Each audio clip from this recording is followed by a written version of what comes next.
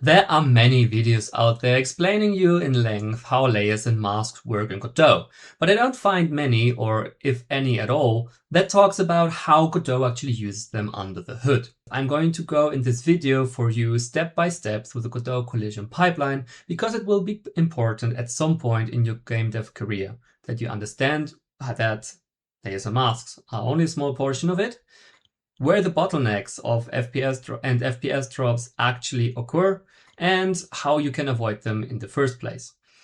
Buckle up, there's going to be a lot to unpack here, so let's jump in. This is what the Godot Collision Pipeline looks like, and it's separated in 5 phases. Godot usually runs at 60 FPS, although you can change that manually if you want to. This means the entire pipeline is run 60 times per second. Keep this fact in mind while we go through the whole pipeline step by step. So the first action in this pipeline is the registration.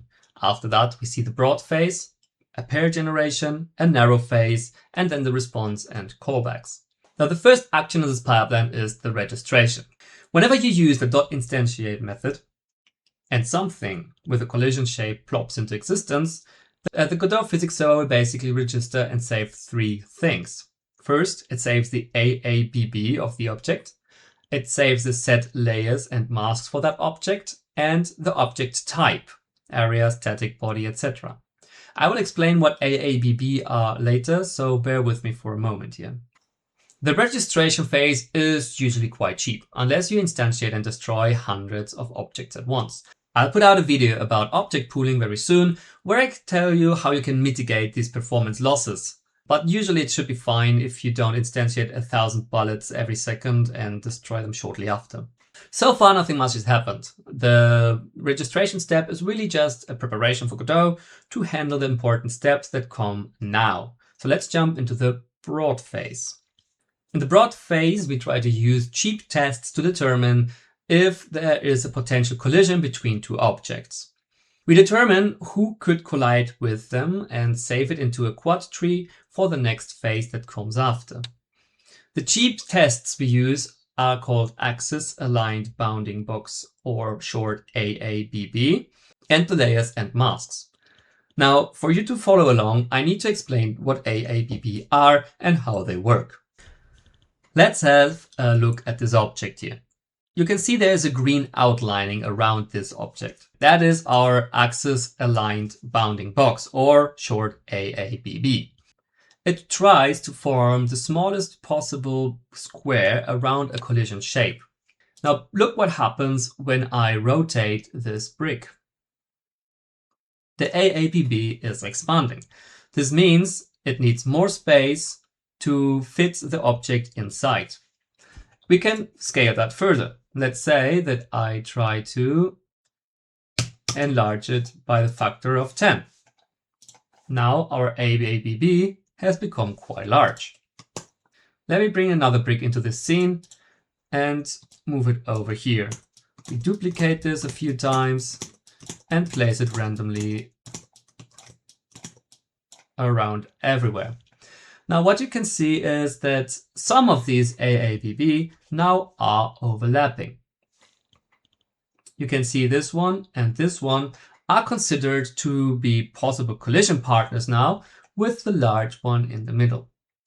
Depending on how we position this large brick, we have different and more or less potential collision partners. These are going to flow into the next step, which are going to be the pair generation. But before that happens, keep in mind that everything that is a possible collision here is first checked whether their collision layer and their mask match before we actually consider them as a possible collision. So these 2 checks are very cheap. They are the ones that we should run at the beginning, and it's important to understand how layers and masks work to mitigate how many collision pairs we generate later, because there it becomes quite expensive. If you want to keep your game performant, what you should avoid is having many objects crammed in the same space with overlapping AABBs and on the same layers and masks. If you are already doing that, you already saved a lot of your FPS budget. But let's go a step further to understand why that is. So coming out of the broad phase, we now are in the pair generation.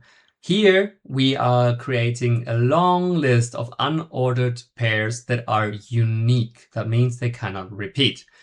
Let's go back to our example from before and tidy up a little. Now, in our case of paired generation, we only have one possible option. That is the large stick colliding with the object over there. But what would happen if we have now two of those sticks? Suddenly, we have four collisions, four possible ones. The large sticks can collide with each other. Both of them could potentially collide with this one box. And we can suddenly now collide with that one as well. Now let's play this game further. I can put a few more in. And now you can see that we have a whole lot of collisions going on already. This one can collide with each of the three big bars, and each of them can collide with each other. We're growing our list of potential collisions with our pairs quite quickly, and we have only 5 objects on the map. 6. And none of them are actually colliding, but we still have to expand our computing power to check if they do or not, because we don't know that yet.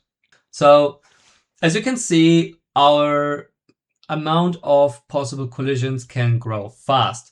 For the normies like me, I like to say, like, if the input size doubles, the execution time quadruples. There's also a mathematical formula or the big O notation for those who rather tend to use these. The narrow phase. What we're doing here now is really calculating the shape versus shape intersection. Here is where the most expensive computation of the whole pipeline happens. Game engines use smart algorithms to determine whether two objects actually touch or overlap. For 2D, Godot uses its own Godot physics and checks collisions using SAT, or separating axis theorem. For 3D, Godot uses a Jolt physics engine as a default since the version 4.6, which tests collision using JGK, Gilbert-Johnson-Curti algorithm. You really don't have to know about them. I just thought I mentioned them if you want to conduct further research. What you should keep in mind is that these algorithms are compute heavy and are expensive per pair. If you remember, we said in the beginning that we execute these collision checks and the calculations whether something overlaps or not 60 times per second, or whatever your FPS is set to. If it can't keep up with the CPU power it has or the graphics card, obviously it has to slow down, stutters, or freezes. Now that we have determined which shapes and which objects actually collide with each other or touch each other, we can now finally come to the last step in our collision pipeline, which is the responses and callbacks. To keep it simple, what happens here is that we fire the signals and execute the methods that are linked to these signals. But this isn't really much of a Godot collision issue anymore, so I will leave it at that. By now you probably have noticed that allowing every collision, not filtering by layers and masks, and just simply checking whether what we collide with is in group player is not a smart idea. Using the layers and masks can reduce a lot of heavy workload, and it's a better method. That's it for today, guys. Keep building awesome games.